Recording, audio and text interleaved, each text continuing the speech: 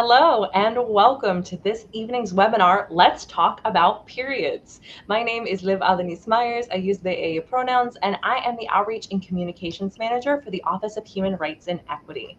Tonight, I am so excited to introduce to you some incredible youth advocates and activists right here in Howard County. As part of our first OHRE Youth Takeover, we have Mia Swen and a great collection of people who she's brought on tonight to talk about a topic that she's very passionate about, period equity. So without further ado, I'm going to get out of the way and I'm going to leave it to Mia to tell you all about this very important piece of advocacy. Hi, my name is Mia Swen, and I'm a rising senior at Oakland Mills High School. Period equity encompasses comprehensive access to menstrual products, but also education and care, which helps to remove barriers to care and eliminate the stigma that surrounds periods. I'm passionate about period equity because I've dealt with the issue of not having access to period products in school that kind of barred me from being able to have access to the same education that my peers would. Um, to help promote period equity, I've established a menstrual hygiene closet at Oakland Mills, which services the entire student body through fundraising, but also donations. And we're hoping to expand to support the initiative more in the coming school year. And our next speaker is Lilith, who will be talking about period stigma and medical equity. Right. Hello, I'm Lilith. I'm a rising senior at Oakland Mills High School. And what period stigma is exactly is basically the negative attitude society has towards periods. With these negative attitudes comes with period misinformation, as if we don't acknowledge that it's a natural process that AFAB bodies go through, then there's less likely that the person with periods would have good access to information on how to deal with them or what is normal and what is not. So for with this period stigma, like this also leads to medical biases as well, including like racial biases, like for Black and Brown women. From like my community and like I'm Latina, so my community and my experience, that with when it comes to going to the doctors for like anything related to periods, they've seen like how like more intense period pain seems to be more normalized or like seems to be more normal for like women that are menstruating that are Black and brown, even though it should not be normal, and that pain is the same no matter what race you are.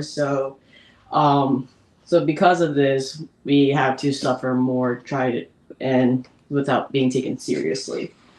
Um, and that'll be it for my piece. I'm gonna bring it to Shion Reyes, who will be talking about period equity and transgenderness. Hello, my name is Shion. I'm also a rising senior at Oakland Mills High School. I'll be talking about how how period problems affect trans people as well as poorer trans people, as we are very likely to be in homelessness and in poverty. So the thing is that when it comes to a lot of us are very uncomfortable with our bodies as trans individuals, and we would have something called sex dysphoria, in which that our sex assigned birth, which for most of us is assigned female at birth, does not align with what we really feel in ourselves and how we express ourselves in the world. With this, it can be really hard to even reach out for anything about periods, as it will affirm that you are not the sex that you want to be, if that makes sense. And with that, that means a lot of trans masculine folks have resorted to not even buying period products in general because of the dysphoria it induces. Well, I personally have not had such serious sex dysphoria to avoid period products altogether. I do know people who have, and that results to more unsafer ways of dealing with the period. With that in mind, also, as I mentioned before, periods period poverty affects trans masculine people even more because of the fact that we are more likely to be poor, just like all of the trans community. Just every doesn't matter if you're assigned male at birth or assigned female at birth, you are more likely to experience homelessness and poverty. And with that that makes it, like I said, it makes it really inaccessible for us to even access period. As Lilith has explained, there's like stigma, not just for brown, but also our bodies as well, because our bodies are so politicized. And that'll be it for my piece. I'll bring it to Mercy, and she'll be talking about social changes. Hello, my name is Mercy, and I'm also a rising senior at Oakland Mills High School. And we've heard all of my fellow students talk about the many problems that we as a community face for period poverty, period stigma, gender inclusivity, and all of that stuff. And I want to just bring up some changes I'd like to see because most of the time we bring up, like specific topics and we forget that change must start with us and our choices.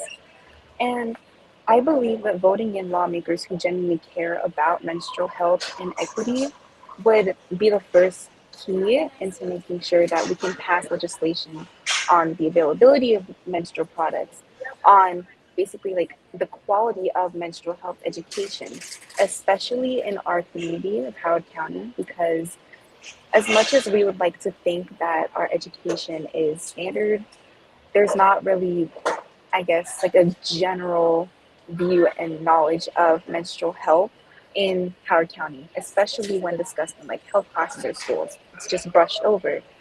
And apart from that, I also believe eliminating tax on period products must take place because there's absolutely no reason why people who experience periods should pay for their products as if it's a luxury when it's in fact a necessity. So those are just like a few topics that I feel we should begin addressing as a community. There are of course different ways that we can go about fixing this issue. But yeah, thank you. And I'd like to hand it off over to Mia to close us off.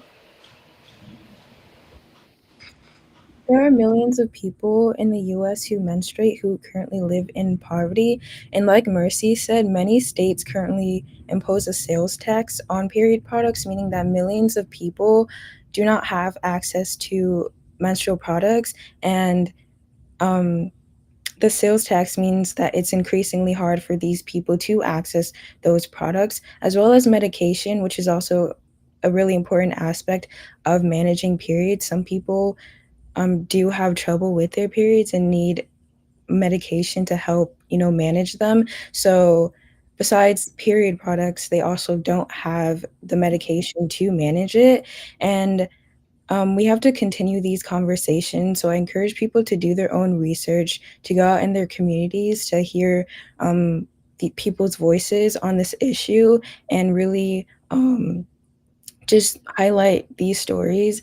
And I also encourage people to